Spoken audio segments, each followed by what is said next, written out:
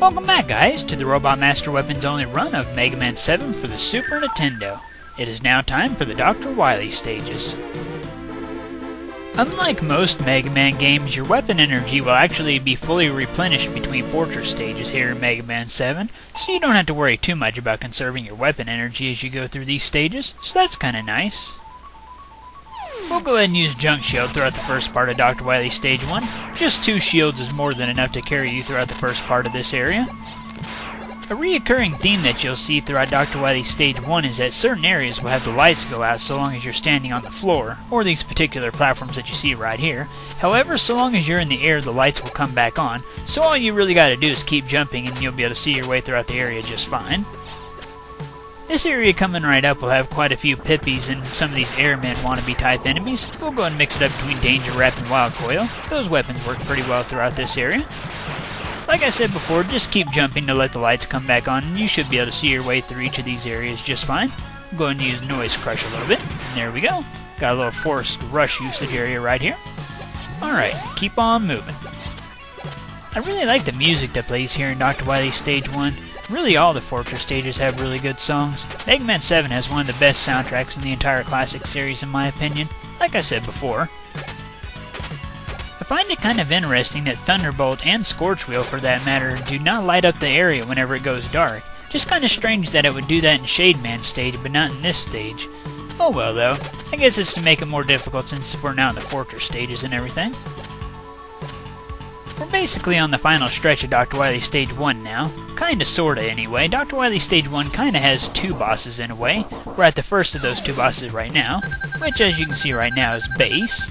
I'd recommend using the Thunderbolt on Bass. It does pretty good damage to him, 2 damage per hit. Bass likes to jump around the room while firing standard shots. Occasionally he'll charge up and fire a charge blast at you. They're pretty easy to avoid. I guess Dr. Wily forgot to program in a running function for Bass because that's all that he really does, is he just kinda jumps around. He's easy enough though, just jump over all of his shots, even the charged ones aren't that tough to avoid. And just like that, round 1 against Bass is now down and out. We'll go ahead and use Scorch Wheel throughout the next area. It does a really good job taking out these roach motels. Alright, and just like that, we are at the final boss of Dr. Wily Stage 1. The real final boss of Dr. Wily Stage 1 is Gutsman, returning with his new model here. Dr. Wily basically removed one of his hands and replaced it with that tool, and also took away his feet and gave him treads. I always really like it whenever you get to see old Robot Masters come back with a new twist. I just kinda wish that it isn't always Gutsman who gets remodeled. It'd be nice to see other Robot Masters. If Gutsman tries to charge at you, use Noise Crush to push him back.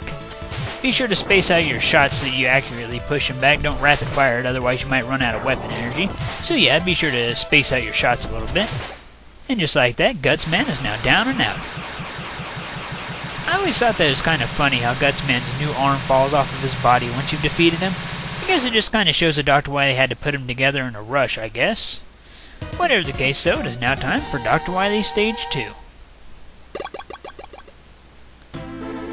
Alright, I really like the way how the fortress looks on the overworld here. I find it kind of funny that the weapons at the top, or whatever those are all pointing up into the sky. It's just kind of funny because Mega Man enters the fortress from the lower levels, not up there. Whatever though. There's actually a hidden energy tank here at the beginning of Dr. Wily Stage 2. It's directly under where the sled enemy is at, right behind that pillar. I actually didn't know about that for a really long time. Kinda like how you see turtles all over this stage, just kind of a hint towards who the boss of this stage is going to be. Even though, you know, on your first run you wouldn't know that at all, it'd just be kinda weird to see turtles everywhere. But I think that's kinda neat. One thing that's fun to do is slash claws. You can slash right through enemy defenses, as you just seen. You'll have to be really close to the Sniper Joes in order to slash through their shields, but it is possible, and I think that that's really cool. Alright, time for round 2 against Bass. I really like how Treble gets involved in this battle, and you actually get to see Bass's version of the Super Adapter. One of my very favorite things to do here in Mega Man 7 is go Super Adapter versus Super Adapter with Bass. It's just so much fun. But since the Super Adapter isn't allowed in this run, we'll just stick to Thunderbolt again. I always thought that this was a really unique boss room setup, because you have the fans down at the bottom pushing you up so you can jump higher than normal, and the room is actually really tall. You can actually go up pretty high. Although usually I don't go any higher than what you just seen. Just no need to, really. There are certain times where you actually cannot hurt Bass. As you just seen, whenever he's dashing around with the suit, you can't hurt him. Just something to be aware of. Usually Base tends to stay around wherever Mega Man's at, which is another reason why I like to stay near the bottom of the arena instead of going up to the top. Just makes him easier to target because he won't be flying all over the place. And just like that, round 2 against Base is now down and out. One thing that's kind of interesting once the battle against Base is over is that the fans quit operating down at the bottom of the screen, so if you want to go high up in this area, you'll have to use Rush. I mean, there's no need to do that really, but just kind of interesting, I think. I like this little area right here where you have to use the springs to bounce you onto these little tiny conveyors. Just a really fun and well thought out area in my opinion. We'll go and drop a couple of Danger Rat mines on that enemy. There we go. Here's another fun little puzzle type area. You got these flamethrowers here. You can use Freeze Cracker to freeze them if you want. I like the music in this stage. It's another good Fortress stage song here in Mega Man 7. It kind of reminds me of Michael Jackson's Thriller song though, just the bass line of it does. We'll go ahead and use Danger Rat throughout this area. We're pretty much on the final stretch of Dr. Wily Stage 2 now. We'll be at the boss doors as soon as we complete this room. Go ahead and freeze this flame here. Wait for that upper right flame to go away. Alright. And just like that, we are now at the boss of Dr. Wily Stage 2. The boss of this stage is Gamerizer, which is a gigantic turtle that'll try to ram you, and he can also breathe fire at you. After he does a couple of attacks, he'll lift the main part of his shell up into the air and just leave the inner part of it on the ground. Whenever he does that, a few smaller turtles will come out and try to attack you. The number that's on the inner part of his shell will tell you what the smaller turtles are going to do to you. If it's the number 1, then the small turtles are just going to walk toward you. If it's the number 2, then the turtles are going to come out and then go into the air and try to dive bomb Mega Man. And if it's the number 3, then the turtles are going to come out and then go underground and try to attack you from below. So keep that in mind. An easy way to take out the smaller turtles is to lay Danger Rat mines on the ground. That takes them out in one hit. If you manage to encase one of the small turtles inside of the bubble form of Danger Rat, you can actually bounce that bubble into Gamerizer to do some good damage to him. That's actually the most damaging attack that you can use on him. Although I usually just stick to using Wild Coil. It's easier to do that in my opinion. I find it kind of funny that the Fortress bosses have to explode like a million times before they're finally gone for good. Just kind of funny in my opinion. And well, that is it for Dr. Wily Stage 2, and it's now time for Dr. Wily Stage 3. Alright, I really like the remix of the Mega Man 4 Dr. Kozak music that you hear before the Fortress stage actually starts. Dr. Wily Stage 3 actually has a path split in it, but we're only allowed to take the lower one because the upper one would force rush usage. Jump Shield is a really good weapon to use throughout the beginning of this stage. You have to climb up a lot of ladders and jump from platform to platform, and with Jump Shield you can run right through these enemies. Makes quick work of that area. We'll go and give Slash Claw a little more screen time. It's a really fun weapon to use. We'll go ahead and mix the weapons up throughout this area. We'll go ahead and give Wild Coil a little more screen time. If you fire Wild Coil as you begin to jump, you'll kill these Mets before they get the chance to shoot at you. Makes things pretty easy. We'll just keep using Wild Coil throughout this area. Takes out these enemies in one hit. We got a Force Rush usage area coming right up. Just summon Rush right here and up we go. There's actually a pretty neat little function of Wild Coil that I actually don't use that often. If you charge up the weapon and then hold the up button and release the charge, it'll make the springs jump even higher than they normally would whenever you charge up the weapon. Likewise, if you hold down and then release the charge, it'll make the springs jump rapidly really low to the ground. It's a pretty neat little function of the weapon in my opinion. I always kind of like these jet bomb-like platforms. Just a fun little platforming element that I feel like they should have made more use of because the area that they put them in really isn't all that threatening. Oh well though, they're still pretty cool in my opinion. One thing that's kind of interesting about this sewage system that we're in right now is that sometimes the water will actually look clear, whereas other times it'll look yellow like it does right now, like you're in an actual sewage system. So that's kind of interesting. We got a rematch against the Crab mini-boss from Burst Man stage. We're pretty much on the final stretch of Dr. Wily Stage 3 now. Once we defeat this mini-boss, we'll have to float up a little bit, and then we're pretty much at the boss doors from there. I really like the music that plays here in Dr. Wily Stage 3. Really, all the Fortress songs here in Mega Man 7 are top-notch tunes. Like I said before, Mega Man 7 has a really good soundtrack. It's one of the top 3 soundtracks in the entire classic series, in my opinion. And just like that, we are now at the boss of Dr. Wily Stage 3. I always thought that this was one of the more unique boss battles in the classic series. The mask will be chasing you as the screen auto-scrolls to the right. Occasionally he'll fire these missiles that you can jump on top of. After he does that, he'll fire that laser from his forehead. Just go all the way to the far right of the screen. Overall, he's not too hard. He's got a pretty simple pattern. It's just a really fun battle, in my opinion. A variety of weapons work pretty well on this mask. You can use Slash Claw, and you can use Noise Crush, and you can even use Rush Jet. If you fly to the side of the screen, then look away from the direction that Rush is flying, you'll actually be flying at the same pace that the screen is scrolling. So really, you'll just be standing in mid-air practically, and you can just unload with the Mega Buster on the mask's weak point. So that's pretty fun to do as well. Time for Dr. Wily Stage 4. Alright, we got quite a few battles waiting for us here in Dr. Wily Stage 4. It is the Robot Master Rematch stage, which is always one of my favorite parts in all the Mega Man games. And it is also the final stage of the game, so we'll also be battling Dr. Wily. So yeah, like I said, we got quite a few battles waiting for us in this stage. I really like the music in this level. It's a really good song. Like I said before, Mega Man 7 has really good Fortress songs in my opinion. We'll go ahead and start off the Robot Master rematches against Slash Man. Basically, just do the same thing to him now that you did to him earlier. Hit him once with the Thunderbolt or the Mega Buster if you're doing a normal run for each time that he's down, and then hit him with the Freeze Cracker. That way you can avoid having to deal with his egg dropping move one more time. There's really no 100% safe place to stand whenever he's doing the egg dropping move.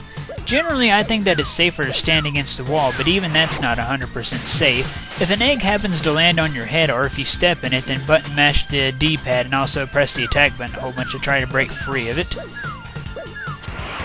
The egg move is pretty much the only thing that I don't like about Slash Man. Other than that, he's a pretty cool Robot Master overall. It's just that egg move is just so cheap. Next up, we'll go and take out Freeze Man. Do not use the Freeze Cracker on him, otherwise you'll heal him. I actually don't fight Freeze Man as well with his weakness. His weakness is the junk shield, and whenever you hit him with it, it holds him in place, and I'm used to him running and jumping all over the place, not to mention whenever he gets held in place it makes me a victim to the icicles that fall from the ceiling. So yeah, overall using junk shield on him actually screws me up more than it helps me. But it's alright, because the junk shield does so much damage to him that you'll kill him before he'll kill you, so I guess it's alright. Next up, we'll go and take out Burst Man. We'll go and use Scorch Wheel this time around, since we used Freeze Cracker last time. It always kind of bugged me that Scorch Wheel and Freeze Cracker do the same amount of damage to Burst Man. You'd think that Scorch Wheel would do a little more since it's kind of closing in the full 8 weakness chain, whereas the Freeze Cracker is just supposed to be like there's his temporary weakness if you killed Freeze Man before him in the first loop. At least that's just how I've always looked at it, because Scorch Wheel does less damage to Slash Man than Freeze Cracker does. I don't know, it just always kind of bugged me a little bit, but it's not that big of a deal, really. If you get hit by one of Burst Man's Danger Wrap shots, then slide as it gets near the spikes at the top to avoid dying. Alright, Burst Man is now down and out. Next up, I think we'll go and take out Spring Man. There's actually a trick that you can do against Spring Man. If you manage to time it right, he'll never be able to get off an attack at all. Which I'll demonstrate, of course. Basically, just hit him once with the Slash Claw, get near the middle of the screen, then jump with him and slash at the same time, as you get near the top of the screen, of course. If you time it right, you'll knock Spring Man back down to the ground. He won't be able to get off any attacks at all. Pretty easy strategy. I love that you see springs go all over the place whenever you slash him. Just kind of funny. Whatever you do, do not use Thunderbolt on Springman, otherwise you'll basically turn him into a magnet, and if he captures you, he'll slam your head into the ceiling. So yeah, do not use Thunderbolt on him, otherwise you'll power him up. Next up, we'll go and take out Junkman. The strategy against Junkman, if you use a Thunderbolt on him, is basically shoot him, slide, as you'll get to see. You shoot him once, he'll jump and try to throw a piece of junk at you, slide to avoid it. Shoot him again, slide, shoot him again, slide. That's it, really. Very, very easy battle whenever you use his weakness on him. And just like that, Junkman is now down and out. Next up, I think we'll go and take out Cloudman. Alright, got the Danger Wrap ready. Kinda like his boss rematch layer. I like the way how the clouds look in the background. Looks more fitting for the Dr. Wily Fortress, in my opinion. Basically, just fight Cloudman the same way that you did before if you use Danger Wrap. Just encase him in the bubble and let him fall on his butt. I think that that's just a hilarious way to hurt the boss. Make him fall on his butt. And then, of course, you can get some quick damage in if you dodge his Thunderbolt attack and then get near him and drop a few of the mines. It's not that much quicker, but it is a little faster. You actually cannot take collision damage from Cloudman while he's encased in the Danger Wrap, which is just kind of interesting. Next up, we'll go and take out Turbo Man. Do not use the Thunderbolt weapon on him, otherwise you'll power him up. He'll become invincible for a little while and drive around the room trying to ram you. I really like the way how his rematch layer looks with all the tires and chains all over the place. I mean, it's a little detail that they didn't have to add, but the fact that they did is just really cool. I like the way how it looks. I like how you can actually see Turbo Man's eyes bugging out of his sunglasses whenever you hit him with Noise Crush. Just kind of funny in my opinion. Alright, the only one we have left to take out is Shade Man. Do not use Noise Crush on Shade Man, otherwise he'll fire your wave back at him as if he reflected his own wave. I really like the bricks and the bat symbol that you see on the wall in the background of this area. Again, it's not a necessary detail for the Robot Master rematches, but it's just really cool in my opinion. One thing that's different about the rematch against Shade Man is that the floor is raised up so you can get him from anywhere. It makes this battle quite a bit easier. Shade Man is also fun to fight with the Super Adapter. Alright, you'll want to give this weapon energy down here to Wild Coil and also to Thunderbolt because you'll be using both of those weapons a whole lot during the final battle against Dr. Wily. Alright, time for the final battle of the game. I always found it funny that this Wily machine wears a sombrero. At least that's what it looks like to me anyway. The weapons that do the most amount of damage to this form of Wily is Scorch Wheel and Thunderbolt. I'd recommend trying to save as much of Thunderbolt as you can for the next phase of this battle. Throughout this phase of the battle, Dr. Wily will do two things. The first thing that he'll do is basically just jump across the screen like you see him doing right now. The other thing that he'll do is he'll land and shoot out 2 mini-bees of himself. If he does that, use the Junk Shield or the Slash Claw to destroy them as quickly as you can. I love how the nose on this Wily machine has a lever on it. Makes it look like it has a really long nose. Just kind of funny looking in my opinion. Like I said before, try to save as much of Thunderbolt as you can. Use Scorch Wheel to deal the damage for the most part, and then use Thunderbolt after that. And once again use Slash Claw and Junk Shield to destroy the mini-me's. You can also hurt Wily using the Freeze Cracker, but it only does 1 damage per shot. Still though, that's an option if you want to use Freeze Cracker. Just keep on avoiding Wily, slide under him. Carefully time your slides because the spikes on the bottom of the chin of the Wily machine can hurt you. They're not instant kill, but they can do a little bit of damage to you, so be aware of that as well. We'll go ahead and use Freeze Cracker to finish off this phase of the battle. And there we go. For the next phase of the battle, Dr. Wily pulls out the good old disappearing pod trick. Many people find this battle to be the most difficult final battle in all the Mega Man games, which it can be pretty tricky, but if you use the right combination of weapons, then it's really not all that bad. Basically, just wait for Wily to appear. If he appears within range, then unload on him with some Wild Coils, charged ones that do more damage, of course. After you do that, pause and switch to Thunderbolt and then hit him with it. It'll keep him from doing his Homing Orbs attack. Occasionally he'll appear too high for you to use the Thunderbolt. In that case, just memorize how to dodge the Homing Orbs in those particular locations. Really, there are only 3 locations that he can appear and that you cannot get him with Thunderbolt. So just memorize how to dodge the Homing Orbs in those 3 locations and you'll do just fine. The 3 places that Wily can appear that you cannot get him with Thunderbolt is the very upper left part of the screen, the very upper right part of the screen, and the upper middle part of the screen. If he appears in the upper left or the upper right, then get against the wall that's opposite from Wily. Whenever he's fired at the Homing Orbs, jump once and then slide to avoid them. If he appears in the upper middle part of the screen, wait for him to fire the orbs, then slide and then jump to avoid them. Pretty easy. That's all that you really need to learn, is just how to dodge them in those 3 particular locations. Other than that, you can get them with Thunderbolt anywhere else. I really like that whenever Dr. Wily goes to reappear, you actually see a hand and then it pulls an invisible cloak off of him. Just hilarious. I love that they did that. It's just awesome. One of my favorite things about the final battle, though, is the music. Such a great sounding song for the final battle, in my opinion. If you run out of Wild Coil while you're fighting Wily, then the next best weapon would be Freeze Cracker, so hopefully you got some weapon energy in that as well. It works pretty well because you can aim it and you can hit him anywhere, but it only does 1 damage per hit, so overall you are better off using the Wild Coil. If you get hit by the Fire Homing Orb, then button mash the D-pad and the attack button to minimize the amount of damage that you take. You won't take as much if you do that. Likewise, if you get hit by the Ice Orb, also button mash to try to break out of it as fast as you can. One little detail that I like here in the final battle with Dr. Wily is whenever you zap him, you actually get to see his skeleton for just a second. I don't know why, I just kind of like that, just the little details. One little detail that I like about Mega Man himself here in Mega Man 7 is that he doesn't seem like he's quite as kiddie as he is in the rest of the Classic series. I mean, I know that's kind of how Classic Mega Man is, but it's kind of nice to see him get a little more angry and serious. I mean, he's still as naive as ever, believing that Bass is not his enemy, even though Bass was shooting at him in the intro stage. But still, it's kind of nice to see him get a little more angry and serious about stuff.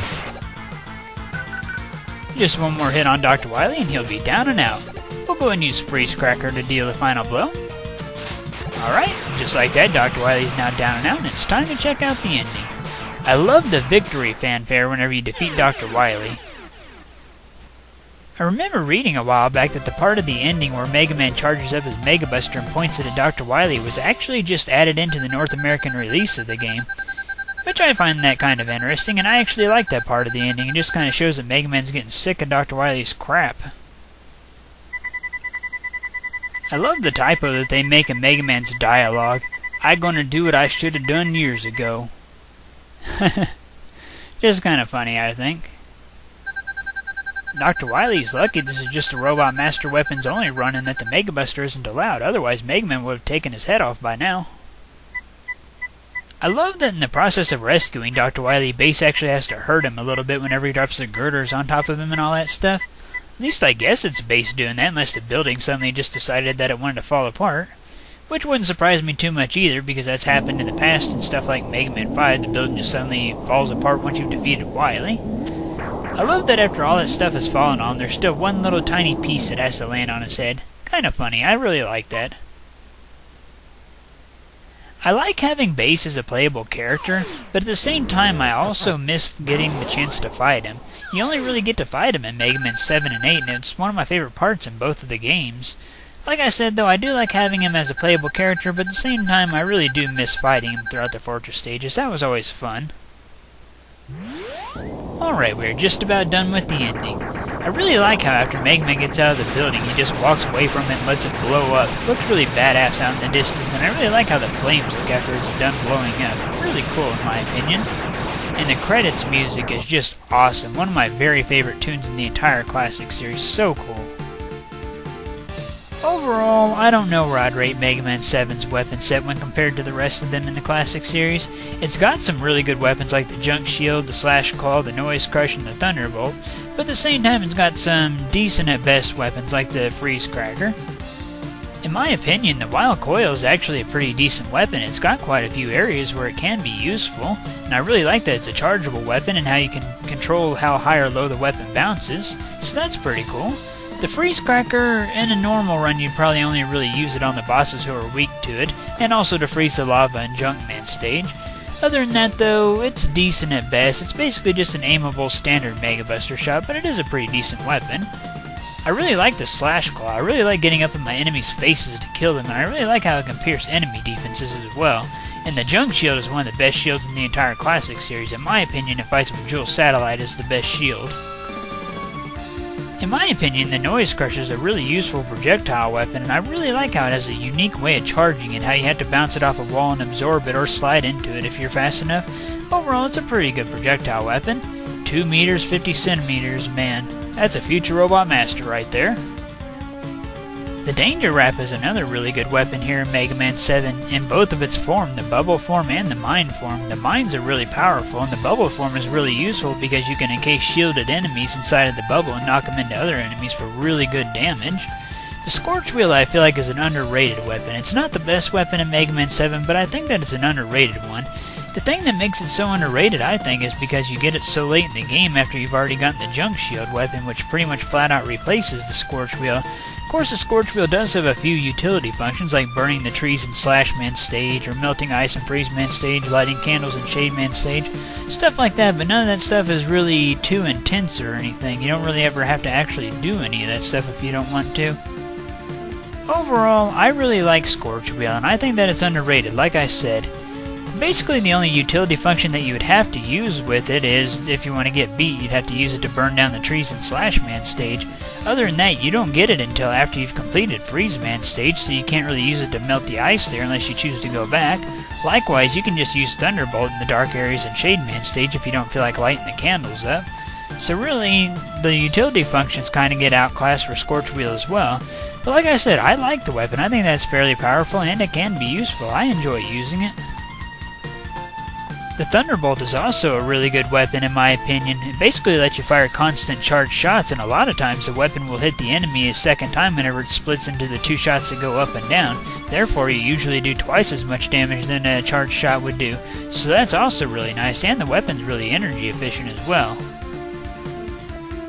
So yeah, overall, Mega Man 7 has a lot of really nice weapons. If I had to rate the weapon set, I'd probably rate it as the 4th or 5th best weapon set in the entire Classic series. This game has a lot of really nice weapons, and even the weapons that get outclassed later on in the game still have their uses, so that's also really nice. Some of the names that you see in the credits kind of crack me up. Like under the special thanks, you'll see Helper F and Helper M, so Helper Female and Helper Male? Were those like robots that helped make the game or something? I don't know, just kind of funny. And there's another one that's called More Rich. It's like the people that worked on the game asked that guy what he wanted to be credited as, and he couldn't think of anything. Then he thought, well, after the game gets released, I'll be more rich. Yeah, that's got a nice ring to it. I kind of like that Bass and Treble get their own little spot here in the credits to Mega Man 7.